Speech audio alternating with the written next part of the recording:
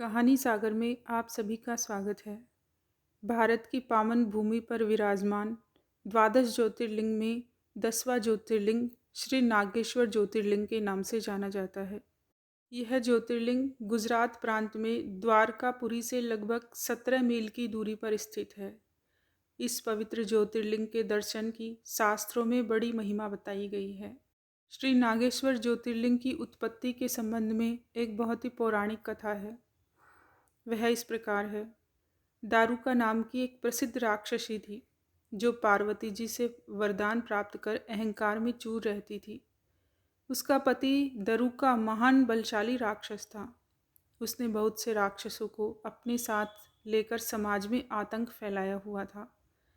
वह यज्ञ आदि शुभ कर्मों को नष्ट करता हुआ संत महात्माओं का संहार करता रहता था। वह प्रसिद्ध धर्मनाशक राक्षस था। पश्चिम समुद्र के किनारे सभी प्रकार की संपदाओं से भरपूर 16 योजन विस्तार का उसका एक वन था जिसमें वह निवास करता था।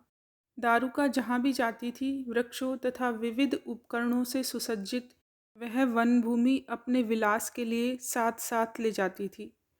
महादेवी पार्वती ने उस वन की देखभाल का दायित्व दारुका को ही सौंपा था, जो उनके वरदान के प्रभाव से उसके ही पास रहता था। उससे पीड़ित आम जनता ने महर्षि औरव के पास जाकर अपना कष्ट सुनाया। शरणागतों की रक्षा का धर्म पालन करते हुए महर्षि औरव ने राक्षसों को श्राप दे दिया। उन्होंने कहा कि जो राक्षस इस पृथ्वी पर प्राणियों की हिंसा और यज्ञों का विनाश करेगा, उसी समय वह अपने प्राणों से हाथ धो बैठेगा। महर्षि औरव द्वारा दिए गए शाप की सूचना जब देवताओं को मालूम हुई तब उन्होंने दुराचारी राक्षसों पर चढ़ाई कर दी। राक्षसों पर भारी संकट आ पड़ा। यदि वे युद्ध में देवताओं को मारते हैं तो शाप के कारण स्वयं मर जाएंगे, और यदि उन्हें नहीं मारते हैं तो पराजित होकर स्वयं भूखों मर जाएंगे। उस समय दारुका ने राक्षसों को सहारा दिया और भवानी के वरदान का प्रयोग करते हुए वह संपूर्ण वन को लेकर समुद्र में जा बसी। इस प्रकार राक्षसों ने धरती को छोड़ दिया और निर्भयता पूर्वक समुद्र में निवास करते हुए वहाँ भी प्राणियों को सताने लगे। एक बार धर्मात्मा और सदाचारी सुप्रिय नामक शिव भक्त वैश्य था। जब वह नौका पर सवार होकर समुद्र में जलमार्ग से कहीं जा रहा था, उस समय दरुक नामक एक भयंकर बलशाली राक्षस ने उस पर आक्रमण कर दिया। राक्षस दारुक ने सभी लोगों सहित सुप्रिय का अपहरण कर लिया और उसे अपनी पुरी में ले जाकर उसे बंदी बना लिया। चूँकि सुप्रिय शिवजी का अनन्य भक्त थे, इसलिए वह हमेशा शिवजी की आराधना में लीन रहते थे। कारागार में भी उनकी आराधना बंद नहीं हुई और उन्होंने अपने अन्य साथियों को भी शिवजी की आराधना के प्रति जागरूक कर दिया। वे सभी शिव भक्त बन गए। कारागार में शिव भक्ति का ही बोलबाला हो गया। जब इसकी सूचना राक्षस दारुक को मिली तो वह क्रोध में उबल पड़ा। उसने देखा कि कारागार में सुप्रिय ध्यान लगाए बैठा है, तो उसे डांटते हुए बोला, वैश्य, तू आंखें बंद करके मेरे विरुद्ध कौन सा षड्यंत्र रच रहा है?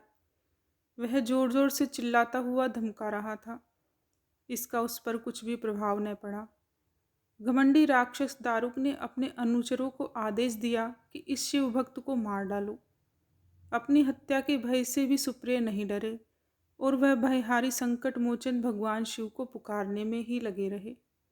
देव, आप ही हमारे सर्वस्व हैं, आप ही मेरे जीवन और प्राण हैं। इस प्रकार सुप्रिय वैश्य की प्रार्थना को सुनकर भगवान शिव एक बिल से प्रकट हो गए। उनके साथ ही 4 दरवाजों का एक सुंदर मंदिर प्रकट हुआ। उस मंदिर के मध्य भाग में एक दिव्य ज्योतिर्लिंग प्रकाशित हो रहा था तथा शिव परिवार के सभी सदस्य भी उसके साथ विद्यमान थे। वैश्य सुप्रिय ने शिव परिवार सहित उस ज्योतिर्लिंग का दर्शन और पूजन किया।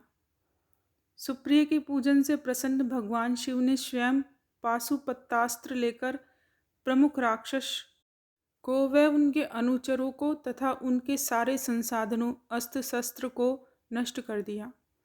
लीला करने के लिए स्वयं शरीर धारण करने वाले भगवान शिव ने अपने भक्त सुप्रिय आदि की रक्षा करने के बाद उस वन को भी यह वर दिया कि आज से इस वन में ब्राह्मण, क्षत्रिय, वैश्य तथा शूद्र इन चारों वर्णों के धर्मों का पालन किया जाएगा। इस वन में शिव धर्म के प्रचारक श्रेष्ठ ऋषि मुनि निवास करेंगे और यहाँ तामसिक दुष्ट राक्षसों के लिए कोई स्थान न होगा।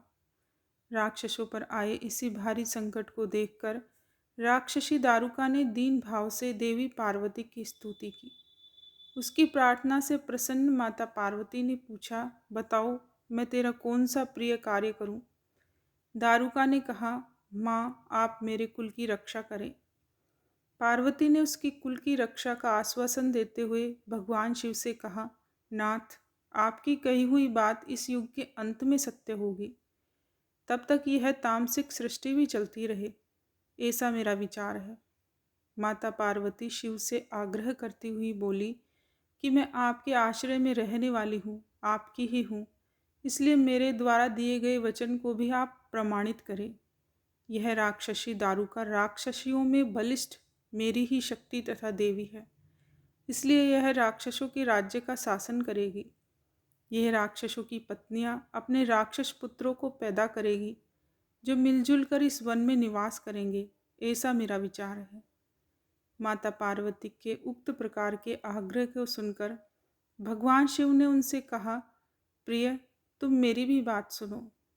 मैं भक्तों का पालन तथा उनकी सुरक्षा के लिए प्रसन्नतापूर्वक इस वन में निवास करूँगा।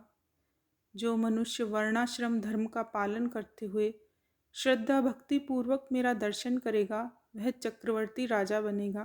कलयुग के अंत में तथा सतयुग के आरंभ में महासेन का पुत्र वीरसेन राजाओं का महाराज होगा। वह मेरा परम भक्त तथा बड़ा पराक्रमी होगा। जब वह इस वन में आकर मेरा दर्शन करेगा उसके बाद वह चक्रवर्ती सम्राट हो जाएगा। तत्पश्चात बड़ी बड़ी लीलाएं करने वाले शिव दंपति ने आपस में हास्य विलास की बातें की और वहीं पर स्थित हो गए। इस प्रकार शिव भक्तों के प्रिय ज्योतिर्लिंग स्वरूप भगवान शिव नागेश्वर कहलाए और पार्वती देवी भी नागेश्वरी के नाम से विख्यात हुई। इस प्रकार शिव ज्योतिर्लिंग के रूप में प्रकट हुए जो तीनों लोकों की कामनाओं को पूर्ण करने वाले हैं।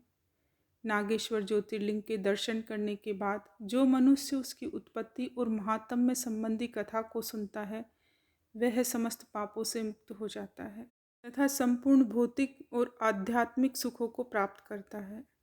बोलिए श्री नागेश्वर ज्योतिर्लिंग की जय। बोलो माता पार्वती भोलेनाथ की जय।